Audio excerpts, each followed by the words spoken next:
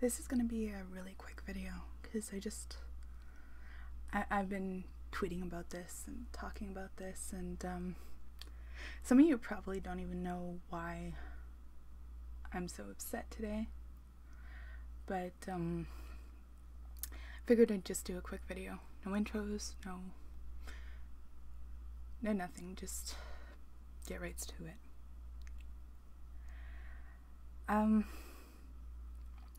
So season 7 of Voltron came out, and I know it sounds silly, you know, I'm that into a show, and I wasn't even interested in it at first. I heard about it a couple years ago and wasn't sure if it was my thing. I mean, I like cartoons, but it just, I mean, I had heard about the original and was like, man, whatever.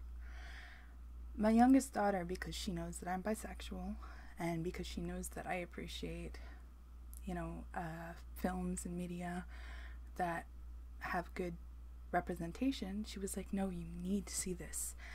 It's got, you know, canon characters, it's got all kinds of stuff, and you're gonna see it's got like really cool stuff and you're gonna enjoy it.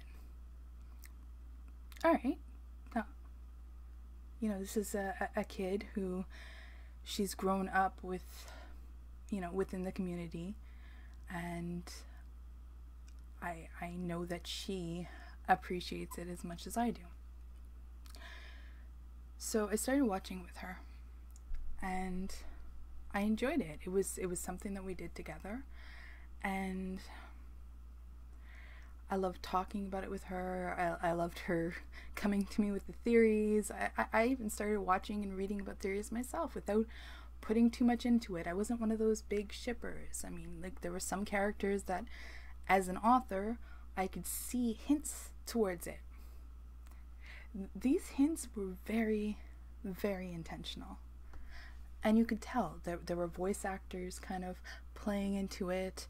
There were producers playing into it. There was hashtags. There was pictures. There was all kinds of stuff encouraging these ships. And as a whole, that's fine. But they kept pushing it. And I thought it was a bit much, but I was like, well, maybe they're actually going to be doing some of this. Maybe they had a plan, and that's why they keep encouraging the ships. That's why they keep telling the ships to keep up hope. But during season 6, I was like, you know what? Don't pay any attention to the ships anymore. I don't think they're going anywhere. And my youngest was like, no, for sure, look, there's this theory and that theory, and this voice actor, you know, Jeremy, I think his name is, keeps talking about it. I'm like, the writing doesn't seem to be going there. There's, in the first few seasons, there was stuff to support it, but later on, I don't know, I wasn't seeing it.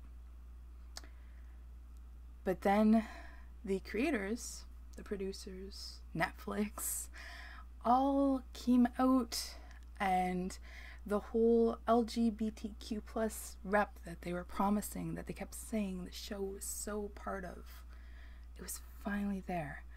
It was one of the main characters, one of the main paladins who was in the show since the beginning, was actually gay. And before he'd left home, before he left Earth to join this big, huge fight, he'd been in a relationship. Okay, that's cool. So we have a canon character who is gay. And this isn't just theory, this isn't imagining, you know, possibly there's going to be something. This is actually confirmed. And this is being pushed by the show. There's advertisement, there's all kinds of talk about it.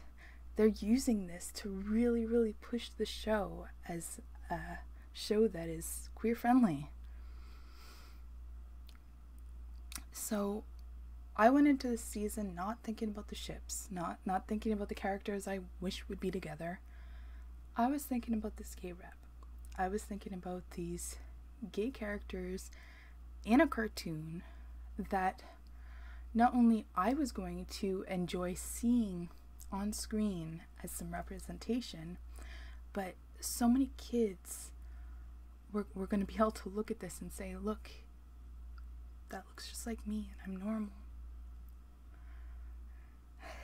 And then Voltron took one of the most harmful tropes in media and decided to do it.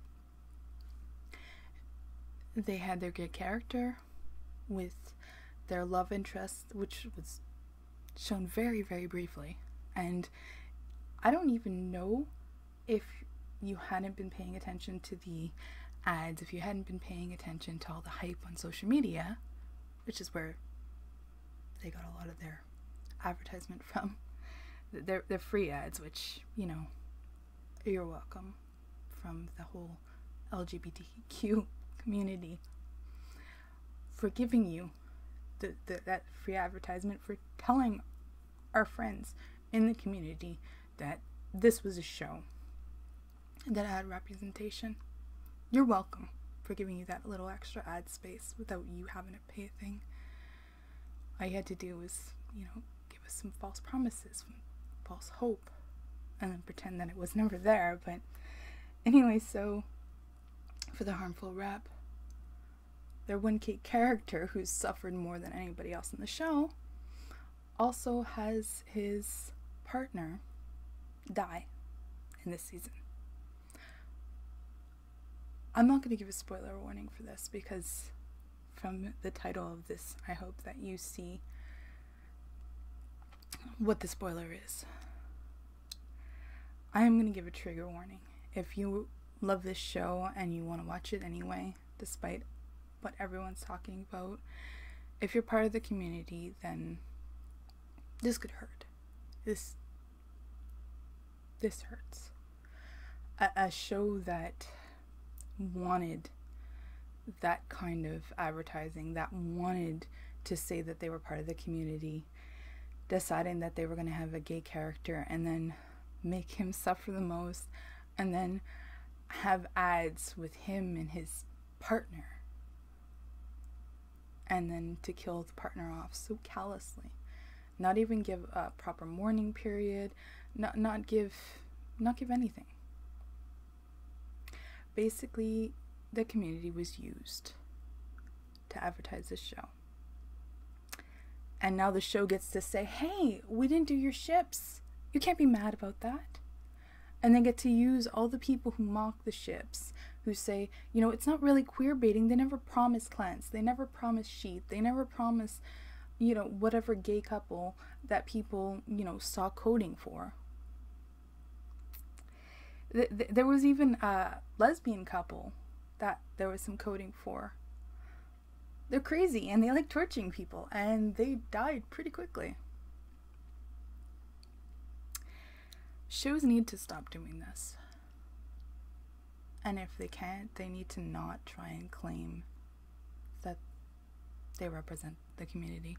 They need to stop trying to get us talking about them as though they're so progressive, because the show isn't progressive. Brokeback Mountain is more progressive.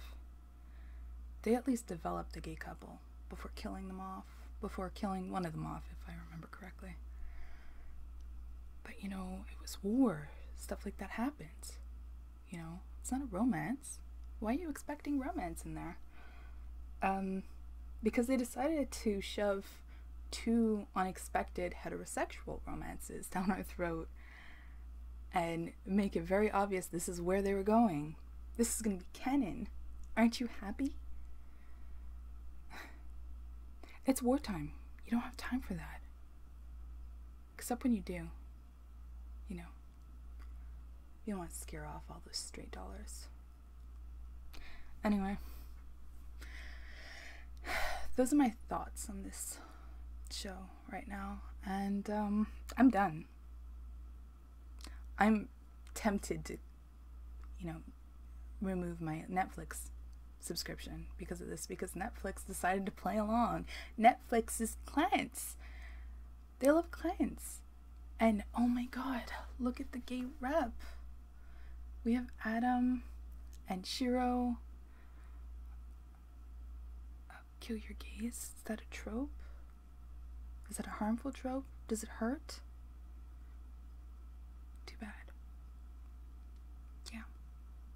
We hear you. And we deserve better. I hope you guys enjoyed this video. I hope you guys, if this hurt you, because I know that there's a lot of young people who watch this show, a lot of young people who don't have support at home, and this was their way of connecting to someone like them. If this hurt you, please look for some of the resources that people are sharing. Please know that you're not alone, and it's okay that you're hurt, and this wasn't fair, and there's nothing wrong with you, and people like you deserve to be happy. Okay? There are a lot of messages going around online saying that, so please listen to them. Don't listen to people who laugh at you and who say that you don't have a right to be upset, because you do. Alright? Despite this, I hope that you guys find stuff that you can love and support and make you feel supported. I hope you have a great night.